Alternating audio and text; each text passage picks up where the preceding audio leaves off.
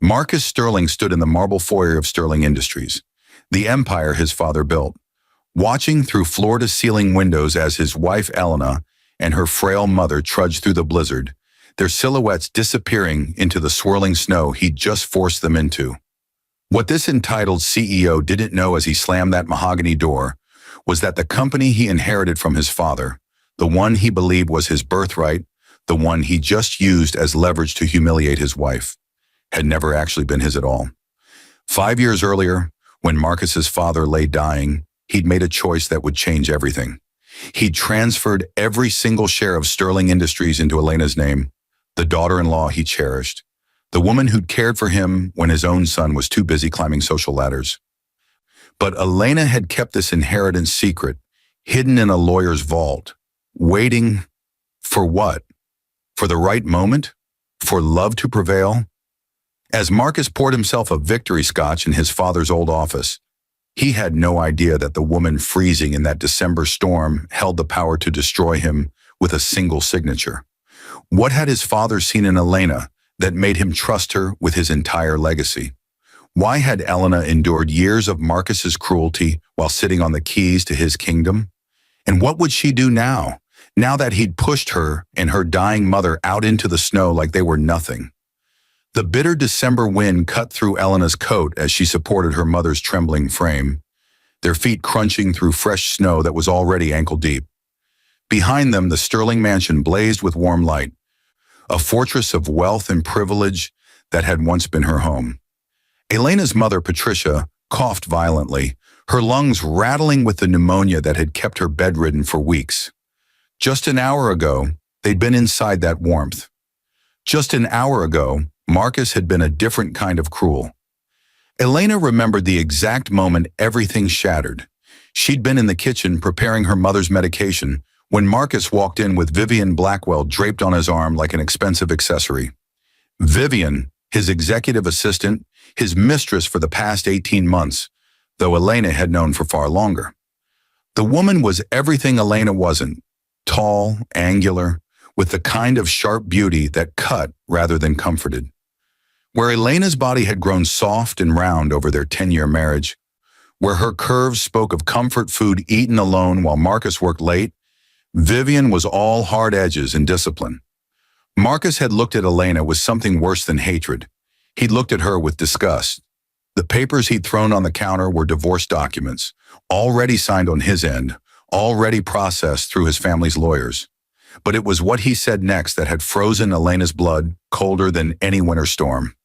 He told her that their joint account, the one with $300,000 they'd been saving, the one that held her mother's medical fund, had been emptied. He'd taken it all, every cent. The money Elena's mother had contributed from selling her own home to help with the down payment on the mansion. The money Elena had saved from her years working as a hospital administrator before Marcus convinced her to quit. All of it, gone, transferred into an account Vivian's name was also on. Then Vivian had stepped forward, her Louboutin heels clicking on the marble floor like gunshots, and she'd done something that would haunt Elena forever. She'd spat directly in Elena's face, the saliva sliding down Elena's cheek as Marcus laughed. Actually laughed. That laugh echoed in Elena's mind now as she guided her mother toward the street, looking for her old car that Marcus had probably had towed by now. That laugh was the sound of 10 years dissolving, of promises made in a small chapel where Marcus's father had cried tears of joy, of nights when Elena had believed love could survive anything.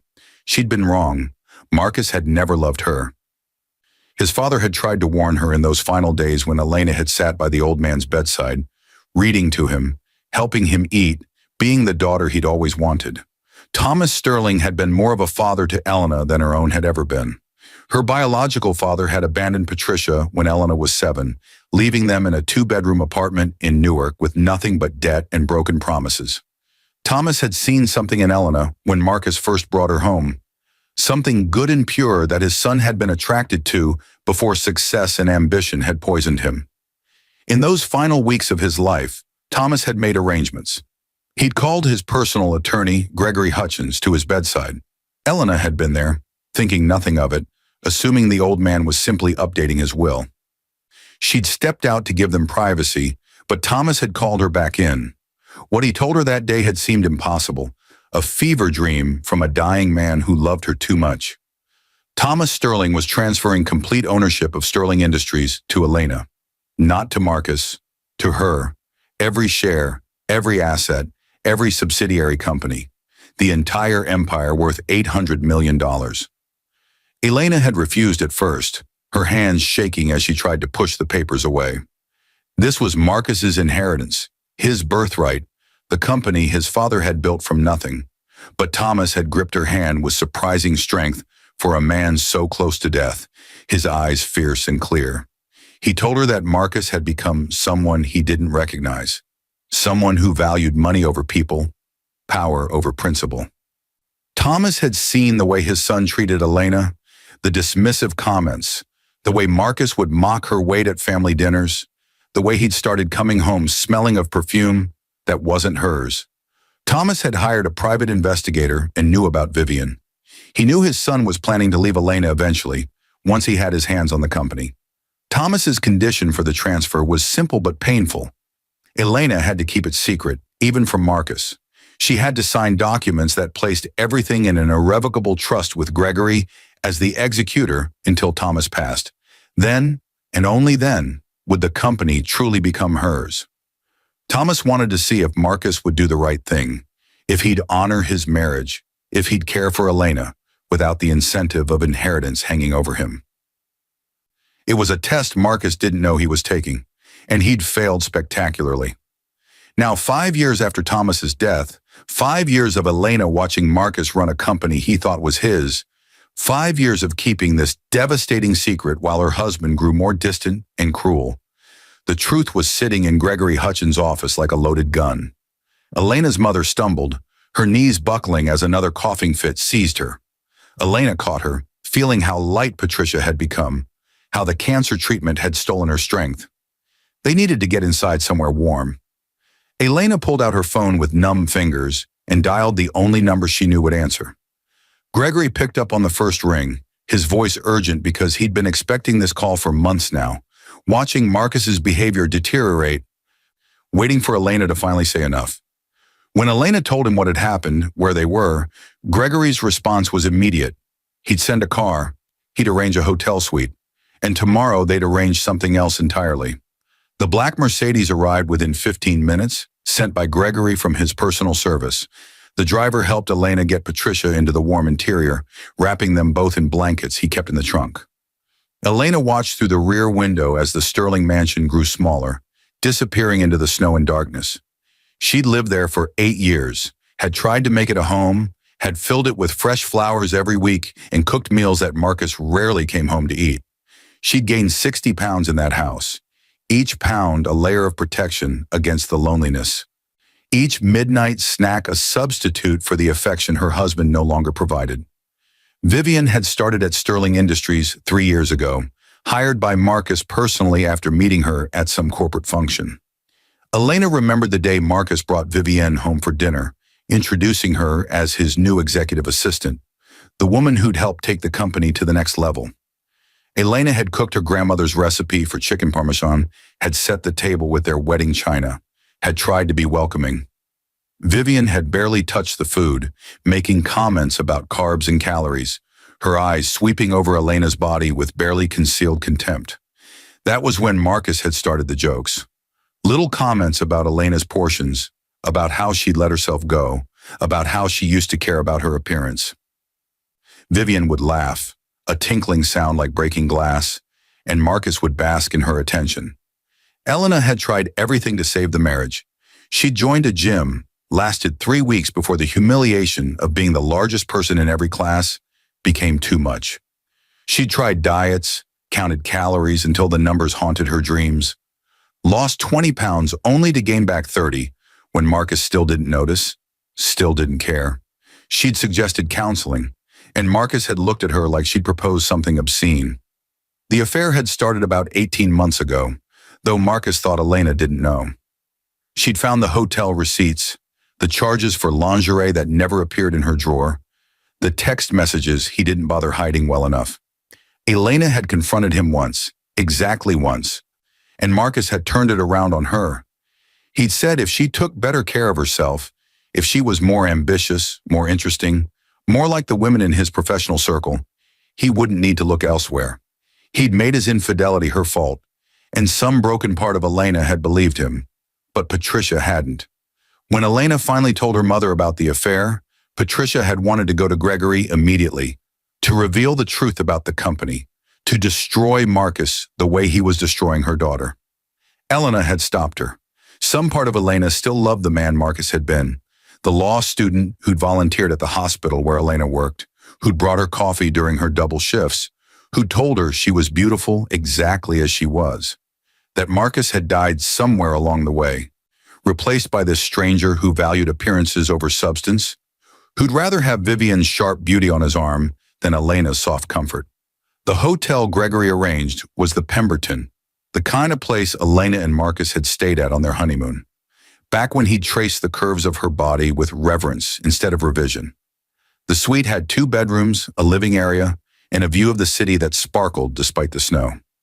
Patricia was asleep within minutes of the doctor Gregory had sent examining her and adjusting her medications. Elena stood at the window, watching the city below, and thought about revenge. She'd never been a vengeful person.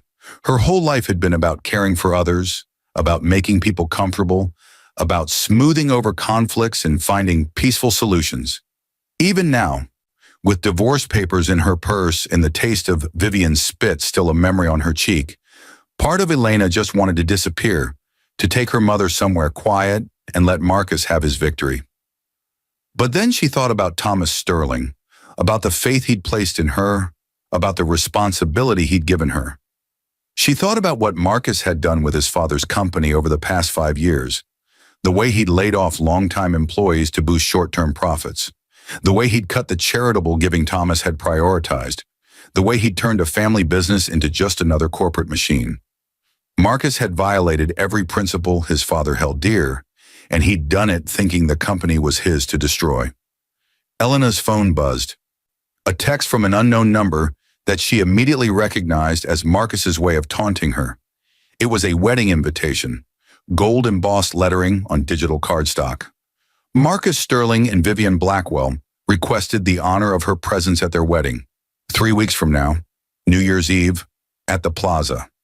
The message that followed was from Marcus himself, not bothering to hide behind formality now that the divorce was filed.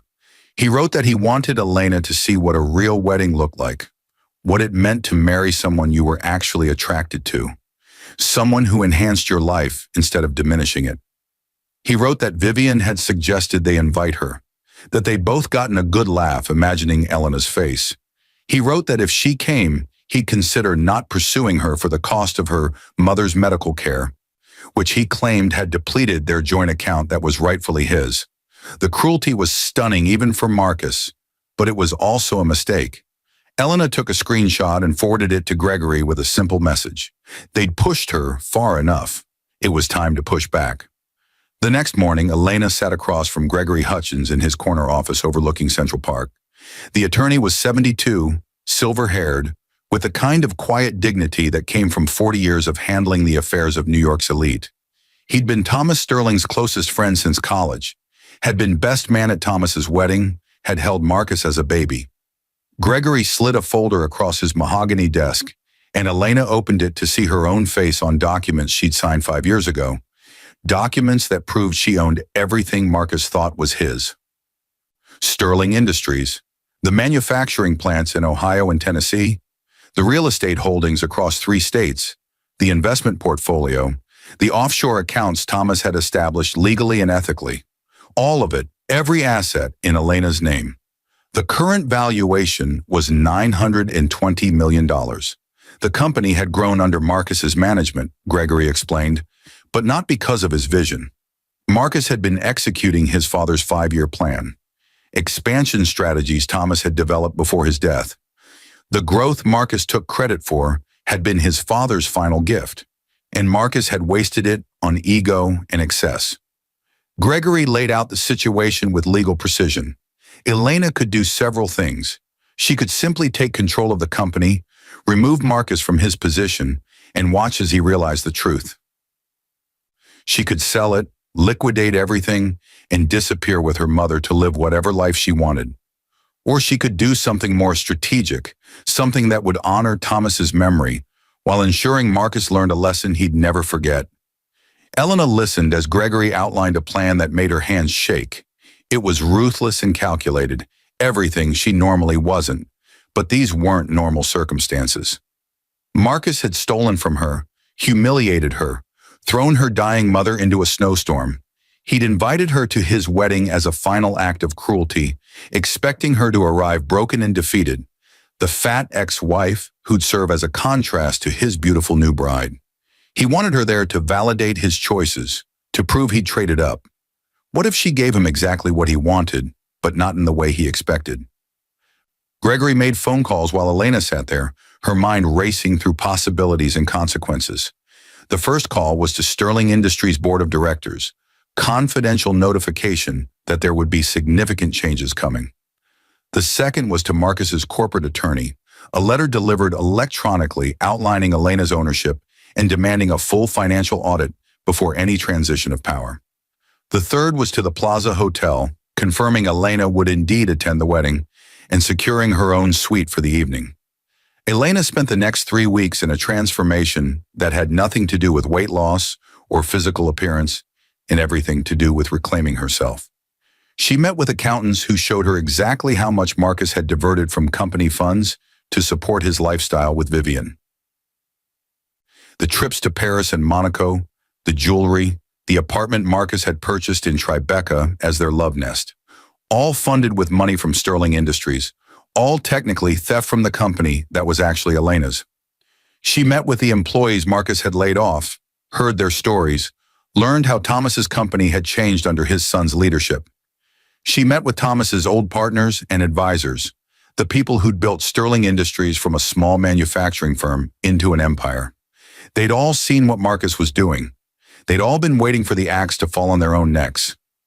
Elena also spent time with her mother, precious hours where Patricia grew stronger with proper care and medicine that Elena could now afford without worry.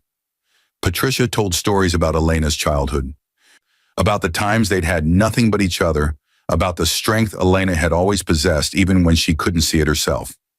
On the day before the wedding, Elena went shopping with Patricia and Gregory's wife, Diane.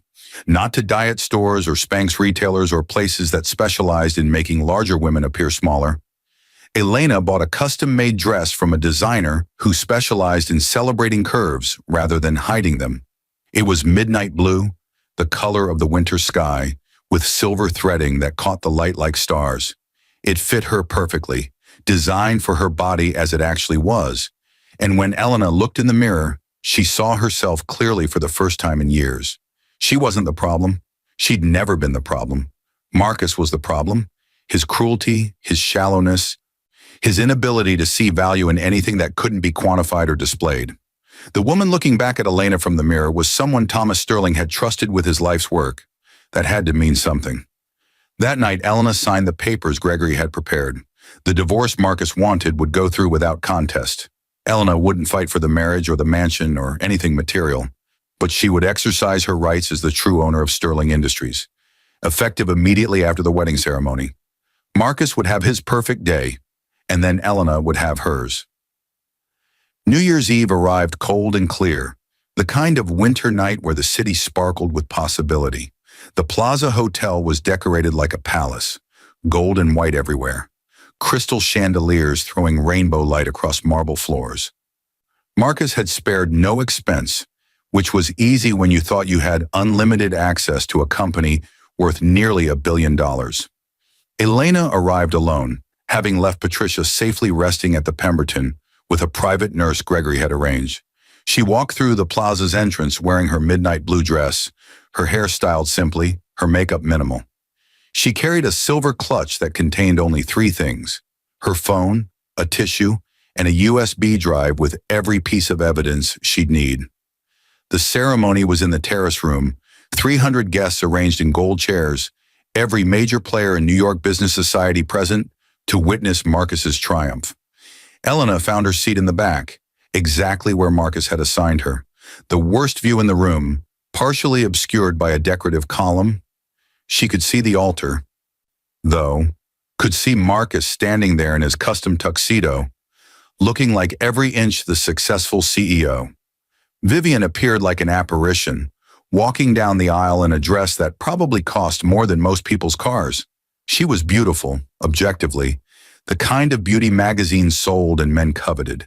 Skeletal, thin, angular, dramatic.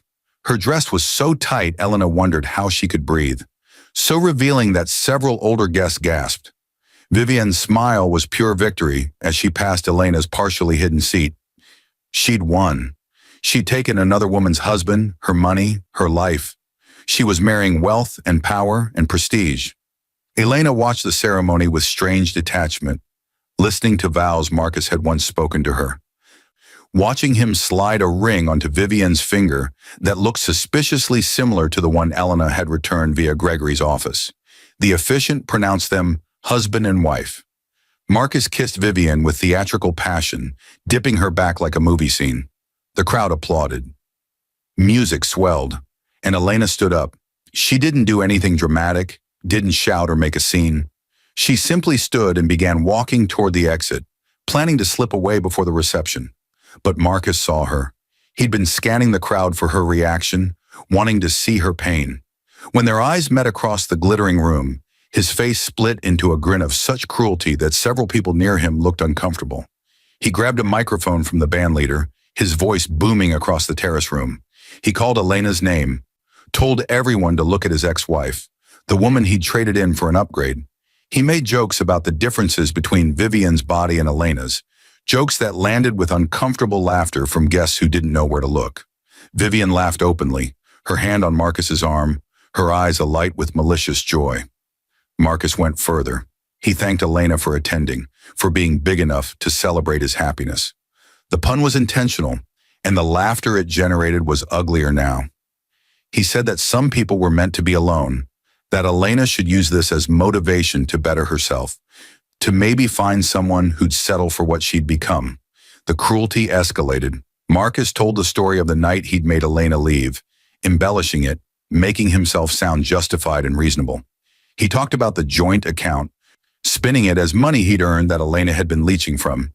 He painted himself as the victim who'd finally escaped a loveless marriage to a woman who'd let herself go. Elena let him talk.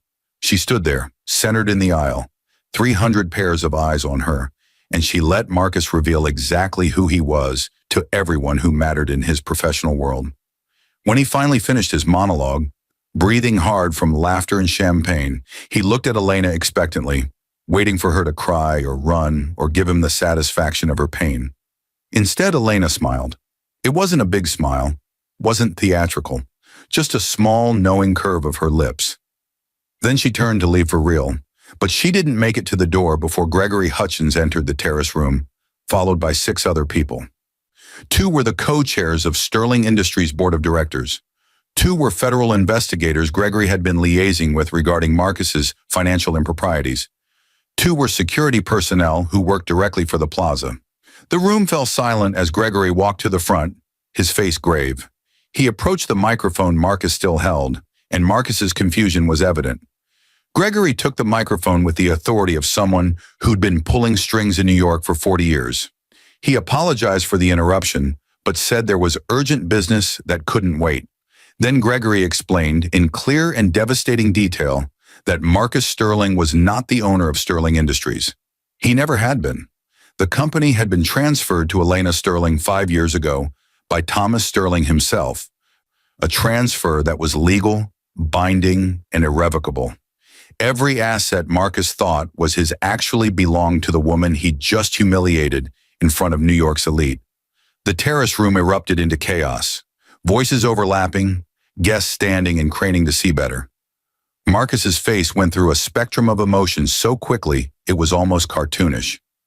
Confusion, disbelief, anger, panic, and finally a kind of gray understanding that drained the color from his face. Vivian's reaction was sharper, immediate.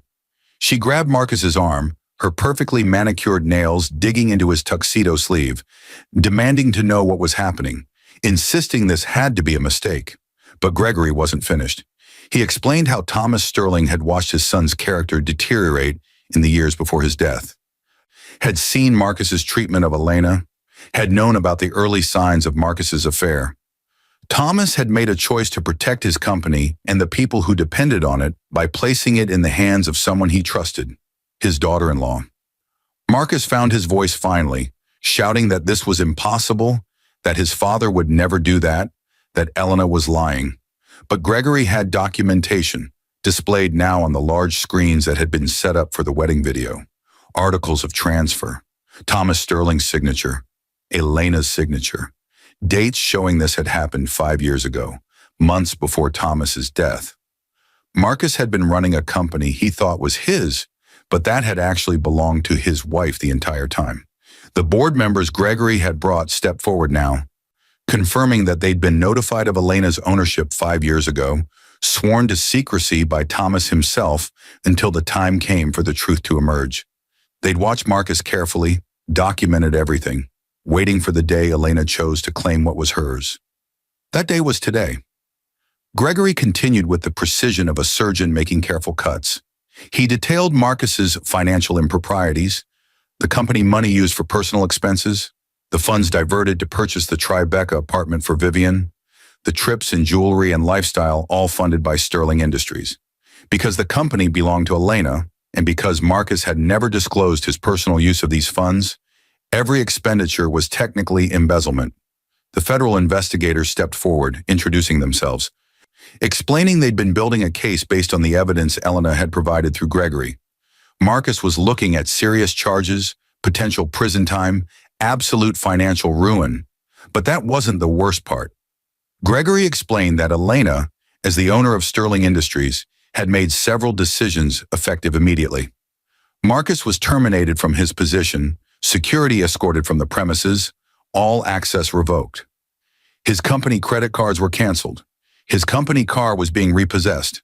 The corporate apartment he'd been living in with Vivian was no longer available. Every benefit Marcus had enjoyed was gone in an instant. Vivian's face had gone pale, her angular beauty taking on a skeletal quality as the reality sank in. She'd married a man she thought was worth hundreds of millions of dollars. Instead, she'd married a man who was not only broke, but criminally liable for embezzlement. The prenuptial agreement Vivian had insisted on, the one that protected her assets in case of divorce, was suddenly irrelevant because Marcus had no assets to claim.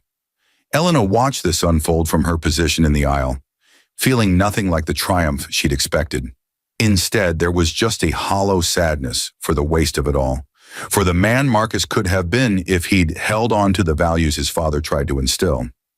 Gregory yielded the microphone to one of the board members, who announced that Sterling Industries would be undergoing immediate restructuring under Elena's direct leadership. The employees Marcus had laid off would be contacted about potential reinstatement. The charitable programs Thomas had established would be restored. The company would return to the principles that had made it successful in the first place. Marcus tried to speak, stumbling toward the microphone, but his voice came out as a croak. He looked at Elena, really looked at her for the first time in years, and she could see him trying to process how the woman he'd dismissed and discarded had been holding all the power the entire time. He asked why. Why had she kept it secret? Why had she let him believe the company was his? Why had she endured his cruelty when she could have destroyed him at any moment? Elena took the microphone that Gregory offered her, feeling its weight in her hand. The 300 guests fell silent, waiting. She looked at Marcus, at the man who'd promised to love her through everything, who'd thrown her and her dying mother into a snowstorm, who'd invited her here tonight for the sole purpose of humiliation. She spoke softly, but the microphone carried her words to every corner of the terrace room. She told Marcus that his father had loved him, had hoped until the very end that Marcus would find his way back to being a good man. Thomas had created this situation not to punish Marcus, but to test him, to see if he could be trusted with power when he thought no one was watching. Marcus had failed that test completely. Elena had kept the secret because she'd loved Marcus once, because she'd hoped he might change, because some part of her had wanted to believe the man she'd married was still in there somewhere. She'd watched him run the company for 5 years, waiting for signs of the person Thomas had believed his son could become. Instead, Marcus had proven exactly why Thomas had been right to protect his legacy by placing it in someone else's hands. Then Elena said something that clearly shocked everyone, including Gregory. She announced that she wouldn't be pressing charges for embezzlement. Marcus had taken approximately $2 million from the company for personal use, but Elena was willing to classify it as severance pay for his 5 years of management service. He would have to repay the money from the Tribeca apartment sale and the liquidation of his personal assets. But he wouldn't face prison time. There was a collective exhale in the room, relief mixed with confusion. Vivian looked like she might faint, grabbing onto Marcus for support, though he seemed barely able to stand himself. But Elena wasn't done. She explained that this mercy came with conditions. Marcus would sign over any claim to the Sterling name in a business capacity.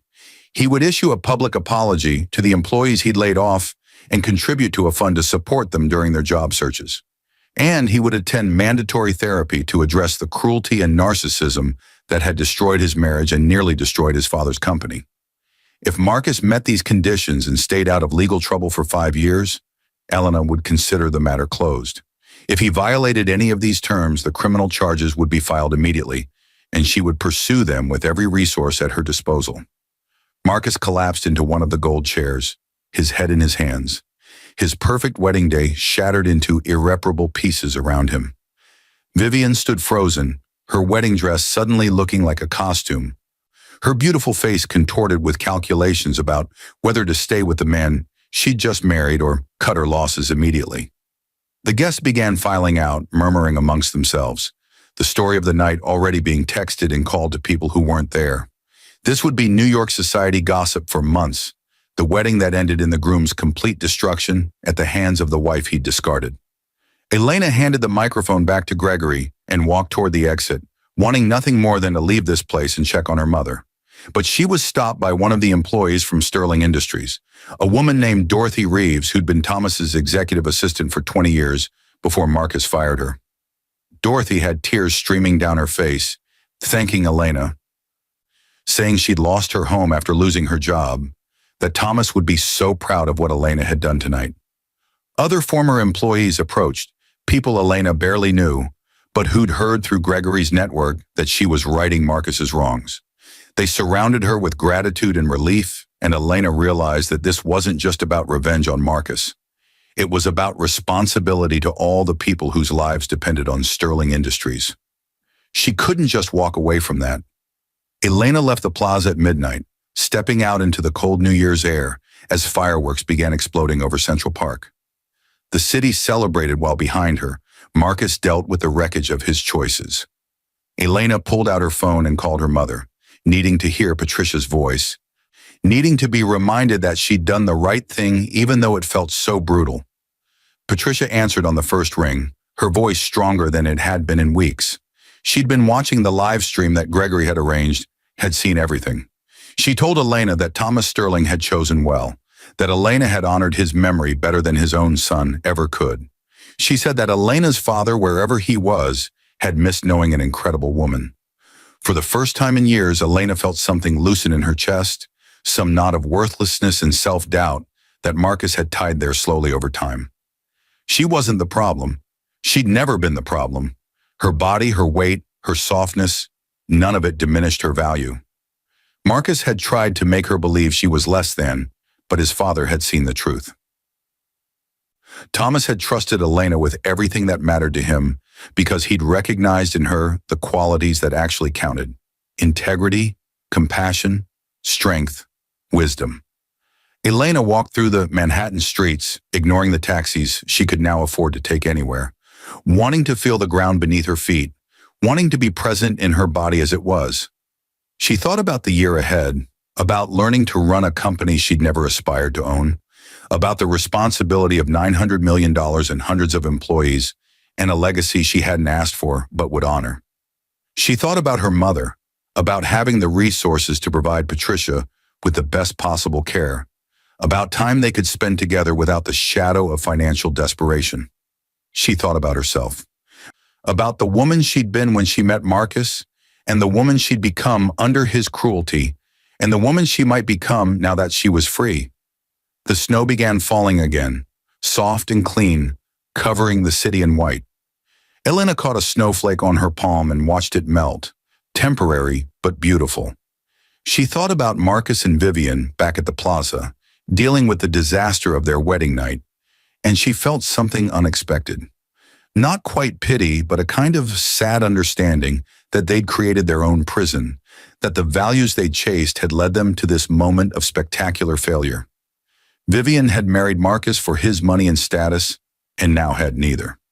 Marcus had sacrificed everything real for the appearance of success, and now had nothing but appearance. They deserved each other in the cruelest sense. Elena's phone buzzed with a text from Gregory.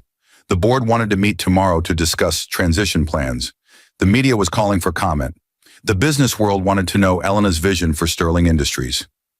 It was overwhelming, the weight of it all. But Elena had carried heavy things before. She'd carried her mother's hopes when they had nothing. She'd carried Marcus's cruelty for years. She'd carried the secret of Thomas's trust, even when revealing it might have saved her from pain. She could carry this too. Tomorrow she would be Elena Sterling, CEO of Sterling Industries, a woman thrust into power she'd never sought. But tonight, she was just Elena, walking through the snow, feeling the cold air on her face, alive and free and finally able to breathe.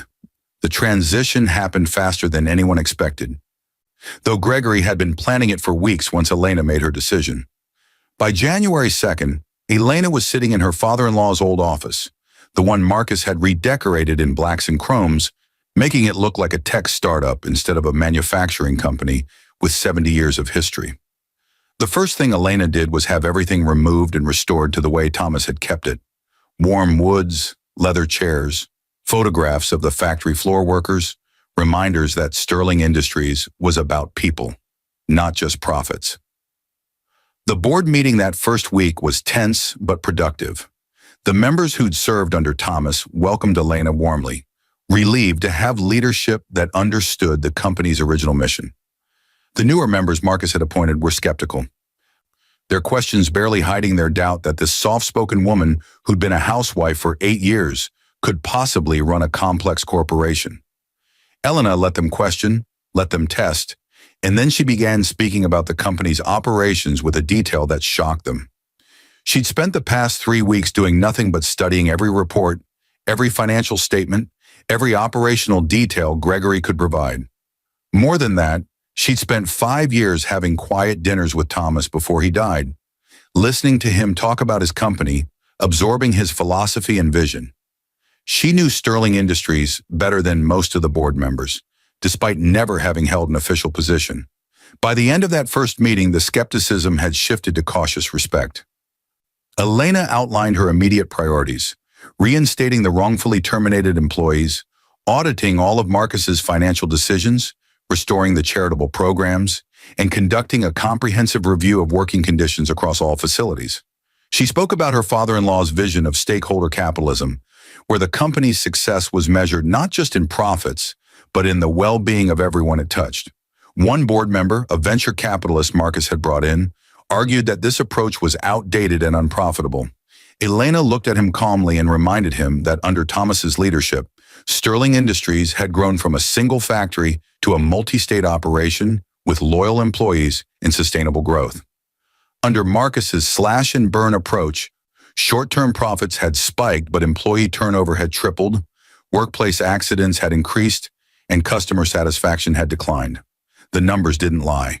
Thomas's way worked better. The venture capitalist resigned at the end of the meeting.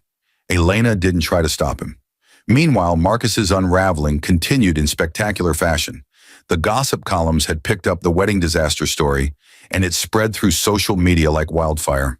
Marcus Sterling, the CEO who'd turned out not to own the company he ran, whose wife had been the secret owner the entire time, who'd been publicly exposed for embezzlement at his own wedding. It was too delicious for the internet to ignore. Vivian filed for annulment 3 days after the wedding, claiming fraud. Marcus had presented himself as wealthy when he was actually broke and facing potential criminal charges. Her attorney argued the marriage had been based on false pretenses. Marcus didn't fight it. He'd moved into a studio apartment in Queens, his corporate life destroyed, his social standing obliterated, his new marriage over before it started. He tried calling Elena repeatedly, leaving voicemails that evolved from angry to desperate to something approaching regret.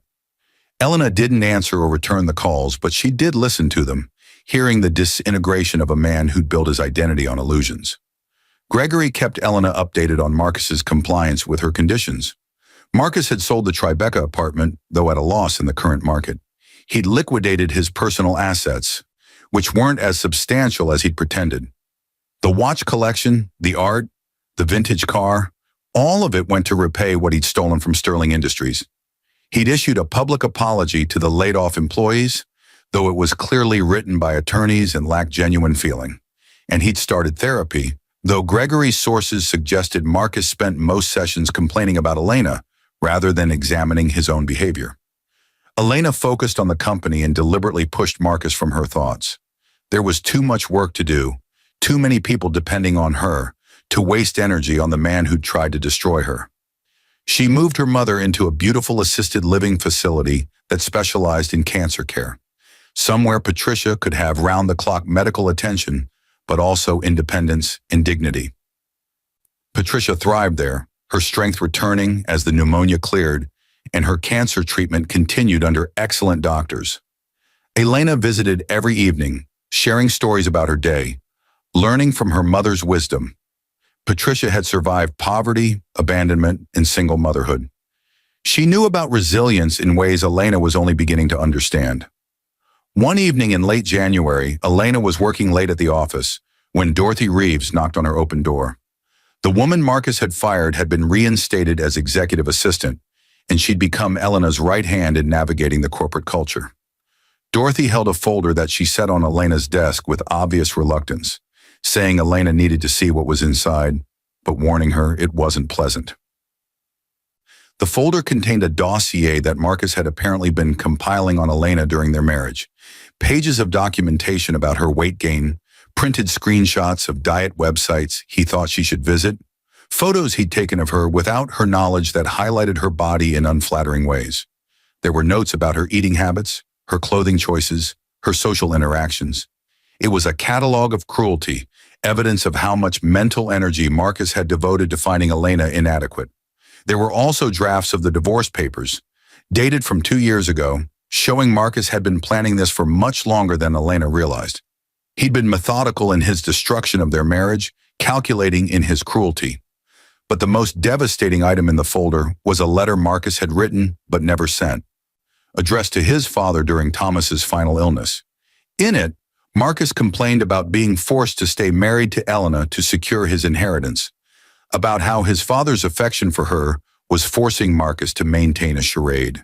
He wrote about Vivian, about how she was everything a successful man deserved, about his plans to divorce Elena the moment Thomas died, and the company was securely his. Reading it, Elena understood finally that Thomas must have seen this letter, or one like it, must have known exactly how shallow his son had become. That's what had prompted the transfer of the company. Thomas hadn't been testing Marcus. He'd been protecting Elena and his legacy from someone he knew would betray both. Elena put the folder in her desk drawer, not sure what to feel about it. Anger seemed insufficient. Sadness seemed too generous. Mostly she felt a kind of tired relief that she'd escaped, that she'd never have to wonder if Marcus might change, because this evidence proved he'd been deliberately cruel for years. Dorothy apologized for bringing it, saying the folder had been found in Marcus's old desk during the office clean-out. Elena thanked her for the transparency, needing to know the full truth even when it hurt. That night, Elena couldn't sleep. She stood at the window of her new apartment, a modest 2-bedroom in a good neighborhood where Patricia could visit easily, and thought about the past decade of her life.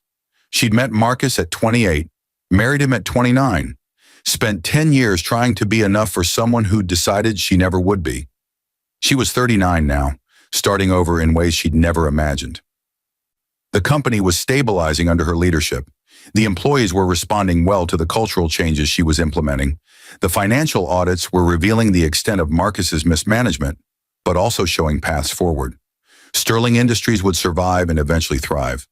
But Elena herself felt suspended between identities.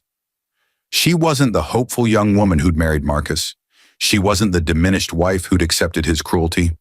She wasn't even quite sure who she was as a CEO, as a woman of means, as someone whose choices now affected hundreds of lives. Her phone rang, an unknown number, at 2 in the morning. Elena almost didn't answer, but something made her pick up. It was Marcus calling from a phone she didn't recognize. His voice was hollow, defeated, nothing like the confident man who'd run her out of their home. He asked if they could talk, really talk, somewhere private. Elena's first instinct was to refuse, but curiosity won out. She agreed to meet him the next day at a coffee shop in Brooklyn, neutral territory, public enough to be safe but quiet enough for conversation. When Elena arrived the next afternoon, she barely recognized him. Marcus had lost weight, his expensive suit replaced by jeans and a sweater that looked cheap. The polish that had defined him was gone, revealing someone diminished and lost. They sat across from each other, coffee cooling between them, and Marcus talked for an hour while Elena mostly listened. He apologized, though the words felt rehearsed, therapeutic homework rather than genuine remorse. He tried to explain his behavior, talking about the pressure of living up to his father's legacy, the fear of being seen as inadequate, the way Vivian had made him feel powerful and desired in ways Elena supposedly hadn't. Elena stopped him there, her voice calm but firm. She told Marcus he didn't get to make her responsible for his choices, didn't get to blame his cruelty on her body or her personality or her failure to make him feel whatever he thought he should feel. Marcus had destroyed their marriage through his own selfishness and insecurity. That wasn't her burden to carry. Marcus looked like he might cry, a sight Elena had never seen in their 10 years together. He asked if she could ever forgive him. Elena considered the question seriously, looking at this broken man who'd once been her husband, her partner, the person she'd trusted with her heart.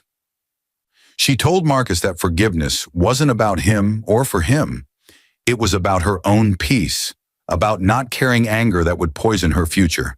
She could forgive Marcus for being weak and cruel, for choosing appearance over substance, for wasting what they'd had. But forgiving didn't mean forgetting or reconciling. It meant releasing him from her emotional landscape, letting him become simply someone she used to know. Marcus asked if the divorce could be finalized without more drama, if they could just end this quietly. Elena agreed with the condition that Marcus maintain compliance with the terms she'd set at the wedding. He promised he would, and Elena chose to believe him because the alternative required her to keep caring about his choices. They parted outside the coffee shop, and Elena watched Marcus walk away, his shoulders hunched against the February cold. She felt nothing, which was perhaps the strangest thing of all. The man who'd been the center of her world for a decade was now just a stranger who'd hurt her and was facing the consequences. Elena returned to her office where Dorothy had left a stack of messages. One was from a major business magazine requesting an interview about her unexpected rise to CEO. One was from a nonprofit Thomas had supported, asking if Elena would continue the company's involvement. One was from the head of manufacturing operations, reporting that floor productivity was up 15% since the reinstatement of the employee wellness programs Elena had implemented. There was work to do, real work that mattered to real people. Elena set aside thoughts of Marcus and focused on the life she was building from the wreckage of her marriage. By spring, Elena had found her rhythm as CEO of Sterling Industries. The skepticism that had greeted her appointment had largely evaporated as the company's performance improved under her leadership. She'd promoted several women and minorities to executive positions, bringing diversity to a leadership team that had been uniformly white and male under Marcus. She'd instituted profit sharing for floor workers, increased safety protocols, and restored the educational benefits Thomas had established for employees' children. The company's culture was transforming, returning to the values Thomas had championed. Employee retention improved dramatically. Customer satisfaction surveys showed renewed trust in the Sterling Industries brand. The financial numbers, while not as explosively profitable as Marcus's slash-and-burn approach had produced, showed sustainable growth that could continue for decades. Elena was featured in business magazines, not as a curiosity or a revenge story, but as a serious executive with a vision for ethical capitalism. She spoke at conferences about stakeholder value and long-term thinking. She consulted with other companies trying to balance profitability with social responsibility. She became, almost by accident, a voice for a different way of doing business. The divorce from Marcus was finalized in April, a quiet legal proceeding that divided nothing because there was nothing joint to divide. Elena kept the company that had always been hers. Marcus kept his studio apartment and his therapy appointments and his diminished life. They never spoke again after that coffee shop meeting. Patricia's health stabilized with the excellent care she was receiving, her cancer in remission, her pneumonia a distant memory. She moved into Elena's apartment building, independent but close, and they had dinner together several times a week. Patricia met Gregory and Dorothy and the other people becoming Elena's new social circle, and she watched her daughter bloom into someone confident and strong. One evening in May, Elena attended a charity gala for the nonprofit Thomas had supported, a scholarship fund for first-generation college students. She wore a new dress, emerald green, cut to celebrate her curves rather than hide them. She'd stopped weighing herself, stopped counting calories, stopped trying to make her body into something it wasn't. Her weight had stabilized naturally once she'd removed the stress of Marcus's constant judgment. She was healthy, strong, and most importantly, at peace with herself. At the gala, Elena was approached by a man about her age, a professor of engineering who'd grown up on scholarship and now served on the funds board. His name was Daniel Wright, and he was comfortable in his skin in a way Marcus had never been. They talked about education and opportunity and the importance of giving people chances they wouldn't otherwise have. Daniel asked if Elena might be interested in dinner sometime, not as a business contact, but as himself asking her as herself. Elena said yes, feeling something flutter in her chest that she'd forgotten was possible. Hope, maybe. Possibility. The idea that her life wasn't ending with her marriage but actually beginning. The dinner date led to another, then another. Daniel was everything Marcus hadn't been. Genuinely kind, interested in Elena's thoughts and opinions, comfortable with silence, appreciative of her body exactly as it was. He'd been married before too, divorced for 3 years from a woman who'd wanted different things. He understood loss and rebuilding. He moved slowly, letting Elena set the pace, never pushing for more than she was ready to give. By summer, they were officially together, though Elena was cautious about introducing him to her professional world. She'd been burned by mixing personal and business, and she was determined not to repeat Marcus's mistakes of bringing romantic partners into Sterling Industries. Daniel respected that.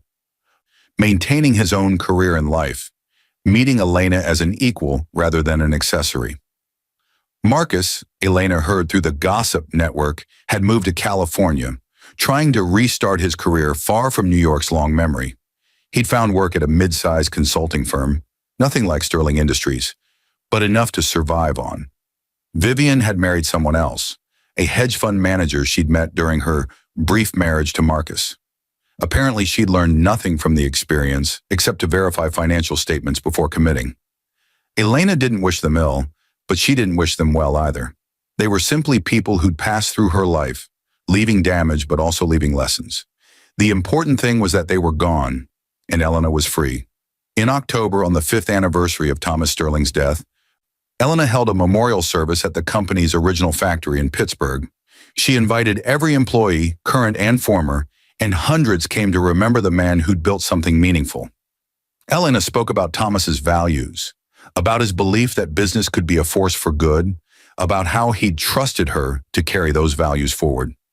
She talked about her own journey from hospital administrator to unexpected CEO, about the lessons she'd learned about strength and worth, and the difference between appearance and substance. After the service, an elderly woman approached Elena, introducing herself as Margaret Chen, one of the first employees Thomas had ever hired 70 years ago when he'd started with a single factory floor. Margaret had tears in her eyes as she told Elena that Thomas would be so proud, that he'd chosen exactly the right person to inherit his legacy. She said Thomas had talked about Elena constantly in his final months, had told Margaret that his daughter-in-law had a good heart and a strong spine, and that combination was rare and precious. Elena cried then, the first tears she'd shed since the night Marcus had pushed her into the snow. They were tears of grief for the father-in-law she'd loved, of relief that she'd honored his trust, of gratitude that she'd survived and come through to the other side. Margaret hugged her tightly, this tiny woman who'd known Thomas longer than anyone, and Elena felt Thomas's presence in that embrace, his approval, his love. That night, Elena stood on the factory floor after everyone had left, looking at the machinery and the workstations and the safety equipment she'd installed. This was real. This was solid. This was worth protecting. She'd been given responsibility for something bigger than herself, and she'd risen to meet it. Her phone buzzed with a text from Daniel asking how the service had gone, saying he was thinking of her. Another text from Patricia saying how proud she was. Another from Dorothy confirming tomorrow's schedule. Elena was surrounded by people who cared about her, who saw her value, who appreciated her exactly as she was. The woman who'd been pushed into the snow 11 months ago wouldn't recognize the woman Elena had become. The company that had been Marcus's consolation prize for enduring marriage to her had actually been hers all along. The ultimate trust from a man who'd seen her worth when his own son couldn't. Elena had crushed Marcus, not through cruelty or revenge, but simply by being exactly who Thomas Sterling had believed she was. Worthy, capable, strong, and good. That was the ultimate victory, not humiliating Marcus at his wedding, though that had certainly been satisfying. Not taking the company he'd thought was his, though that had been just. The real victory was that Elena had survived Marcus's attempt to destroy her spirit, had emerged stronger and clearer about her own value, had built a life that mattered. Marcus had pushed her out into the snow, thinking he was discarding something worthless. Instead, he'd freed her to become someone extraordinary. That was what crushed him forever. The knowledge that Elena hadn't needed him, hadn't diminished without him, had actually flourished once his cruelty was removed from her life. He'd thrown away something precious. And he'd done it so carelessly that he hadn't even known what he was losing until it was far too late.